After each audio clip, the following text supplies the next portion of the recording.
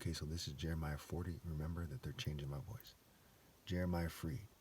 The word came to Jeremiah from the Lord after Nebuzaradan, commander of the imperial guard, released him at Ramah. Now, Jews and their allies keep threatening me, saying that I should just read this through without explaining. So I'm going to put an emphasis on explaining it. They don't have power over me, and they're disgracing themselves and their families by doing that. Shame on you people. Let all their families in the spiritual realm be aware of what they're doing right now, and let them feel deep shame. He had found Jeremiah bound in chains among all the captives from Jerusalem and Judah who were being carried into exile to Babylon. When the commander of the guard found Jeremiah, he said to him, "The Lord your God decreed this disaster for this place, and now the Lord has brought it about. He has said just as he said he would." Okay. So again, and the Lord has brought it about just as he said it would. There's a little typo there. All this happened because your people sinned against the Lord and did not obey him. So the Jews aren't obeying God through me. Okay. In the story here, we see that they're not obeying God to surrender.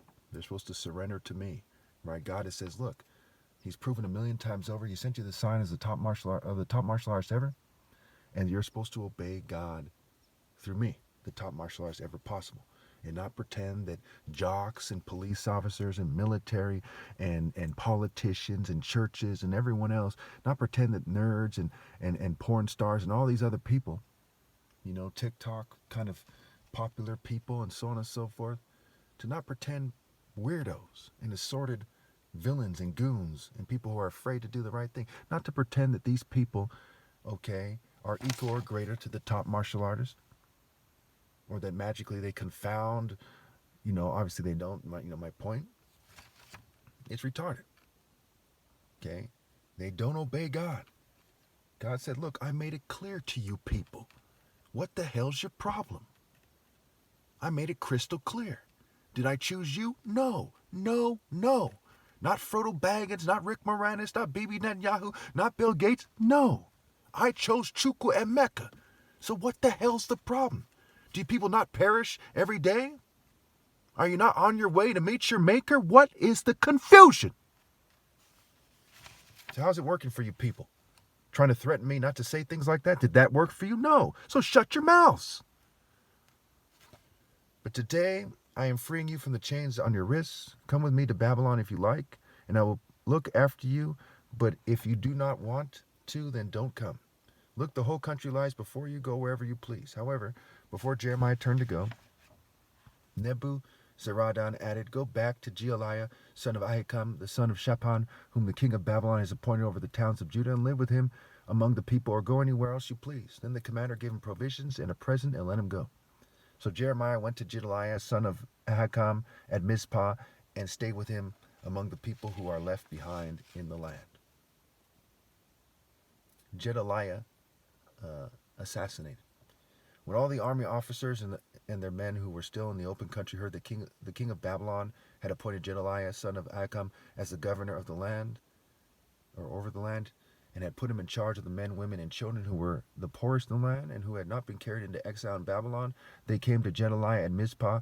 Ishmael, son of Nethaniah, Johanna, and Jonathan, the sons of Kara, Seraiah, son of Tanhumeth, the sons of Ephi, the Netophite, and Jazaniah, the son of Maacatite, and their men. Gedaliah, son of Ahikam, the son of Shaphan, took an oath to reassure them and their men. "Do not be afraid to serve the Babylonians," he said. "Settle down in the land and serve the king of Babylon, and it will go well with you. I myself will stay at Mizpah to represent you before the Babylonians who come to us. But you are to harvest the wine, summer fruit, and olive oil, and put them in your storage jars, and live in the towns you have taken over." When all the Jews in Moab, Ammon, Edom, and all the other countries heard that the king of Babylon had left a remnant in Judah and appointed Gedaliah, son of Ahikam, the son of Shaphan, as governor over them, they all came back to the land of Judah, to Gedaliah and Mizpah from all the countries where they had been scattered, and they harvested in an abundance of wine and summer fruit. Johanna, son of Kara, and all the armor officers still in the open country came to Gedaliah and Mizpah, and said to him, "Don't you know that Balas, king of the Ammonites, has sent Ishmael, son of Nethaniah, to take your life?" Notice his name is Baalis because he represents Baal, like Nebuchadnezzar and Nebuzaradan. Nebuzaradan represent Nebo, and Goliath represents Dagon. But it's in Nebuchadnezzar's name, Nebo, and Baalis, his name is Bala. Okay? Just like my name is Chukwuemeka, and Chukwu in my culture means God. It doesn't mean a pagan deity, it means the one true creator God. So it's in my name, but that by itself doesn't prove anything. There's a bunch of people named Chukwuemeka as well who are bad people, okay, or lukewarm, okay? But it's clear that my culture is different than pagan cultures, and it's clear that I'm different from everyone else, including other people from the Igbo tribe. All right, anyway. But Jedaliah, son of Ahikam, did not believe him. Then Johanan, son of Kara, said privately to Jedaliah in Mizpah, let me go and kill Ishmael, son of Nethaniah, and no one will know it. Why should he take your life and cause all the Jews who are gathered around you to be scattered and the remnant of Judah to perish? But Jedaliah, son of Ahikam, said to Johanan, son of Kara, don't do such a thing. What you're saying about Ishmael isn't true. Now we're going to see in the next chapter or so what occurs there.